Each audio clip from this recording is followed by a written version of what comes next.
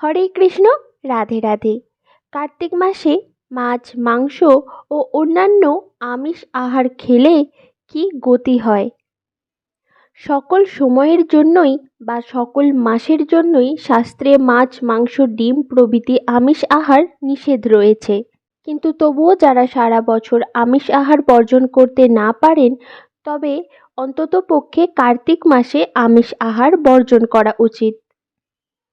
এই সম্পর্কে হরিভক্তি বিলাস, পদ্মপুরাণ, ব্রহ্মনারদ সংবাদে উল্লেখ রয়েছে, কার্তিক মাসে রাজমাস, বরবটি ও শিম ভক্ষণ করলে কল্পকাল নরকবাসী হতে হবে। কার্তিক মাসে যে ব্যক্তি কলমি শাক, পটল, বেগুন, আচার, চাটনি ত্যাগ না করে তাকে কল্পকাল নরকবাসী হতে হয়। কার্তিক মাসে কদাপিও মৎস্য, মাংস প্রভৃতি আমিষ আহার ভক্ষণ করিবেন না। এবং পরান্ন, পরশয্যা, পরধন, পরস্ত্রী কার্তিকে প্রাজ্ঞ ব্যক্তি বিশেষভাবে বর্জন করবে। শ্রী হরিভক্তি বিলাস, পদ্মপুরাণ ও মোহিনী সংবাদে উল্লেখ রয়েছে, কার্তিকে তৈল, মধু, কাঁসার পাত্রে ভোজন ও পচা বাসি অম্লদ্রব্য, আচার ইত্যাদি বর্জন করবে। সকল প্রকার মৎস্য, কচ্ছপ আদি সকল মাংস কার্তিকে বর্জন করবে। ঔষধ হিসেবেও কোনো মাংস ভক্ষণ করবে না। কার্তিকে মৎস্য, মাংস ভক্ষণে চণ্ডাল হয়। তাহলে এই কার্তিক মাসে কি কি বর্জন করবেন, কি কি নিষেধ?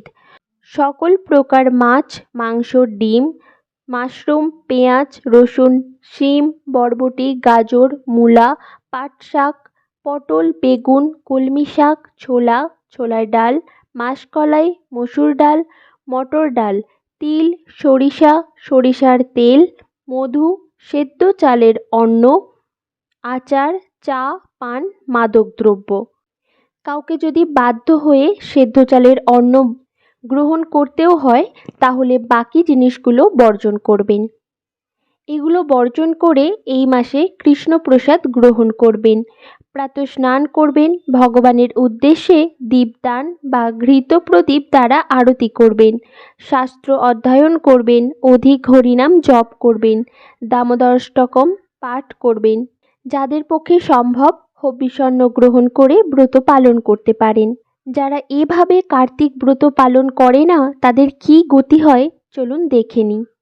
স্কন্দপুরাণ, ব্রহ্মা নারদ সংবাদ, শ্রী হরিভক্তি বিলাসে বলা হয়েছে, স্বয়ং ব্রহ্মা নারদ মুনিকে বলছেন, দুর্লভ মনুষ্য জন্ম লাভ করে যে মানব কার্তিক ব্রতে বর্ণিত ধর্ম আচরণ না করে, তাকে মাতৃপিতৃ ঘাতক জানবে। দামোদর প্রিয় কার্তিক মাস যে মানব ব্রতহীনভাবে অতিবাহিত করে, সে মানব সর্বধর্ম বর্জিত হয়ে পশু পাখি জন্ম লাভ করে। হে মুনিবর, যে মানব কার্তিক ব্রত না করে, সে ব্রহ্মঘাতী, গোঘাতী, স্বর্ণচোর ও সর্বদা মিথ্যাবাদী। যে বিধবা নারী কার্তিক ব্রত না করে, হে মুনিশ্রেষ্ঠ, সে সত্যি নরক গমন করে। সধবা নারীরও অবশ্যই কার্তিক ব্রত পালন করা উচিত। কার্তিক মাসে যে স্বামী স্ত্রী ব্রত না করে, তাদের যজ্ঞ দানাদি বৃথা হয় এবং কল্পকাল নরকবাসী হয়। কার্তিক মাস প্রাপ্ত হয়ে যে দ্বিজ বা ব্রাহ্মণ ব্রত বিমুখ, দেবরাজ সহ দেবগণ সকলে তার প্রতি বিমুখ। হে বিপেন্দ্র, বহু যজ্ঞ দ্বারা পূজা করে এবং শতবার শ্রাদ্ধ করেও কার্তিকে ব্রত না করার ফলে স্বর্গ প্রাপ্ত হয় না। কার্তিকে ব্রত না করার ফলে সন্ন্যাসী, বিধবা ও বিশেষত বর্ণাশ্রমী ব্যক্তি, ব্রহ্মচারী, গৃহস্থ, বানপ্রস্থ সন্ন্যাসী নরকে যায়। হে বিপ্রবর, কার্তিকে যদি কেউ ব্রত না করে, তার বেদ সমূহ অধ্যয়নে কি ফল এবং পুরাণ সমূহ পাঠেই কি ফল? কার্তিক ব্রত না করায় জন্ম অবধি পুণ্য উপার্জন করলেও সে সকল পুণ্য ভস্মীভূত হয়। কার্তিকে ব্রত না করলে যে উৎকৃষ্ট দান, সুমহান তপস্যা ও জপ সকলই বিফল হয়। হে নারদ, কার্তিক মাসে এই উত্তম ব্রত না করলে সপ্ত জন্মার্জিত পুণ্য বৃথা হয়। হে মহামুনি, যারা কার্তিকে পবিত্র ব্রত না করে ইহলোকে সেই মানবগণকে পাপ মূর্তি বলে জানবে। শ্রী বিষ্ণুর নিয়ম পালন না করে যে ব্যক্তি কার্তিক মাস অতিবাহিত করে, হে নারদ, সে জন্মার্জিত পুণ্যের ফল পায় না। হে মুনি, নিয়ম ব্যতীত যে স্বেচ্ছাচারী ব্যক্তি কার্তিক মাস যাপন করে, সে কুলাধম ব্রহ্মঘাতী। হে শ্রী নারদ, যে বা যারা পিতৃপক্ষে পিতৃগণের পিণ্ডদান করে না, কার্তিকে ব্রত করে না, শ্রাবণী পূর্ণিমাতে ঋষি তর্পণ করে না, চৈত্র মাসে বিষ্ণুর দোল করে না, পবিত্র জলে মাঘ স্নান করে না, পৌষ নক্ষত্রে আমলকি ব্রত করে না, শ্রাবণে জন্মাষ্টমী করে না, সেই মূঢ়গণ কোথায় যাবে আমি তা জানি না। হে পুত্র, যারা কার্তিকে দান, হোম, জপ, প্রাতঃস্নান ও শ্রী হরিব্রত করে না, সেই দ্বিজগণ নরাধম। যারা কার্তিকে দান, হোম, জপ ও ব্রত না করল, সেই কারণে নিশ্চয়ই আত্মাকে বঞ্চিত করল, প্রার্থিত ফল পেল না। হে নারদ, কার্তিক মাস প্রাপ্ত হয়ে যারা জনার্দনে ভক্তি না করল, পিতৃগণের সাথে যমপুরে নরকে তাদের বাস হয়। যারা কার্তিকে ভক্তিভাবে ভগবান শ্রী কেশবদেবের অর্চনা না করল, তারা যমদূতগণ কর্তৃক বন্ধিত হয়ে নরকে গমন করবে। সহস্র কোটি জন্মের সাধনের ফলে দুর্লভ মানব জন্ম প্রাপ্ত হয়ে যে ব্যক্তি কার্তিকে শ্রী বিষ্ণুর অর্চন করল না, তার জন্ম বিফলে গেল। যার কার্তিক মাসে বিষ্ণু পূজা, বিষ্ণু কথা, বৈষ্ণবগণের দর্শন হয় না, তার 10 বছরের পুণ্য নষ্ট হয়। সর্বতীর্থে যে স্নান, সর্বদানের যে ফল, তা কার্তিক মাসের কোটি অংশের একাংশেরও সমান হয় না। একদিকে সর্বতীর্থ, দক্ষিণাসহ সর্বযজ্ঞ, পুষ্করে বাস, কুরুক্ষেত্র ও হিমাচলে বাস, মেরুতুল্য সুবর্ণ দান, হে বৎস, অন্যদিকে সর্বদা কেশবপ্রিয় কার্তিক মাস।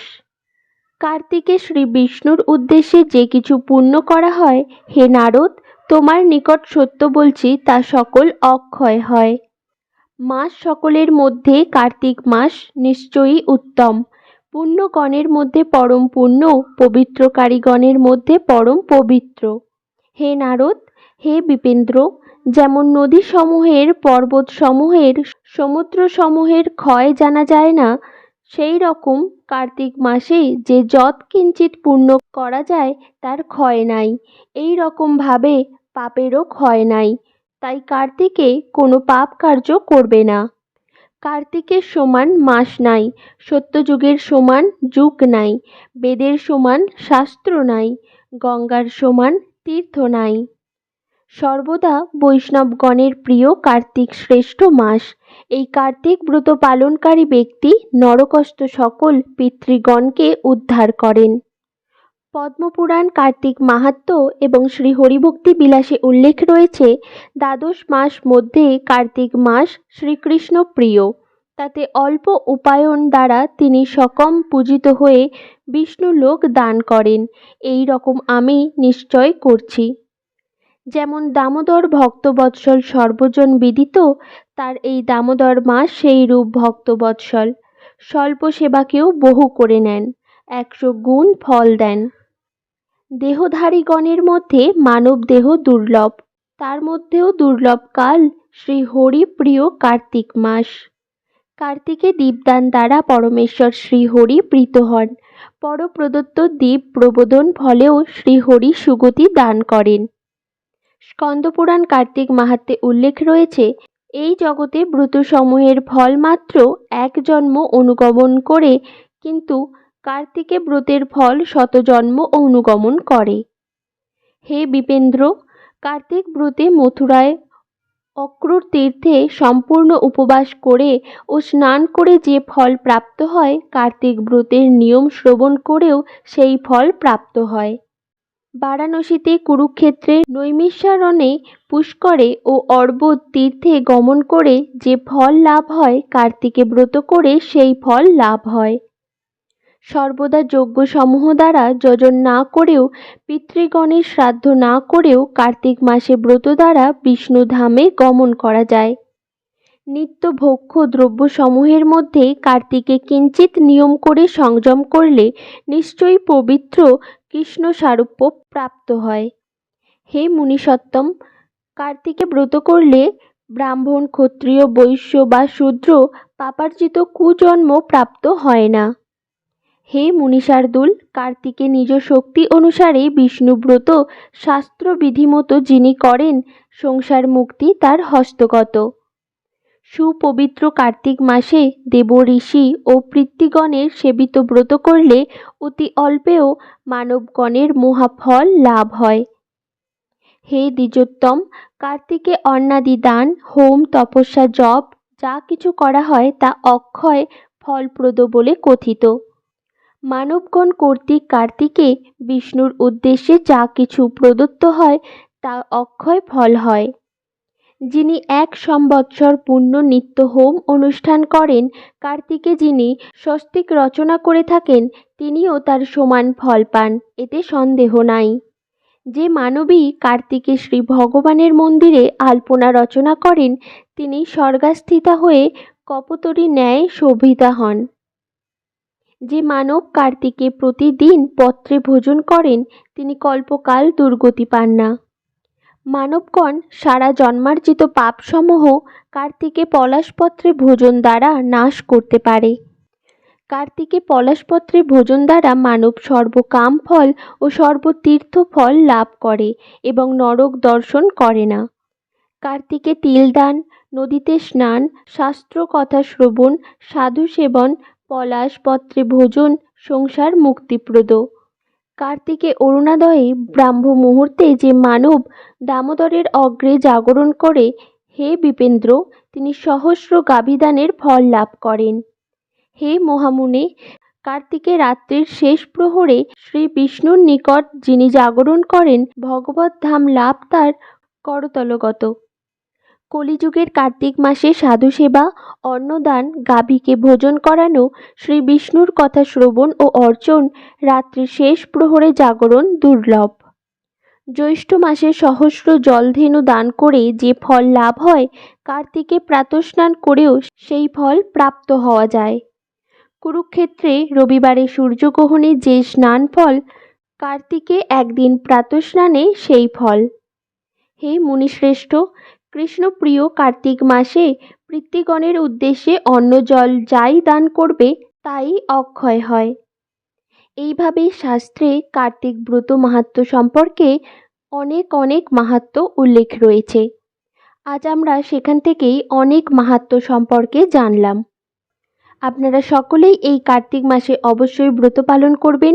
মাছ, মাংস, ডিম, পেঁয়াজ, রসুন প্রভৃতি আমিষ আহার বর্জন করবেন। সম্ভবপর হলে হবিষ্যান্ন ব্রত পালন করবেন। অসমর্থ হলে স্বাভাবিক অন্নপ্রসাদ গ্রহণ করবেন।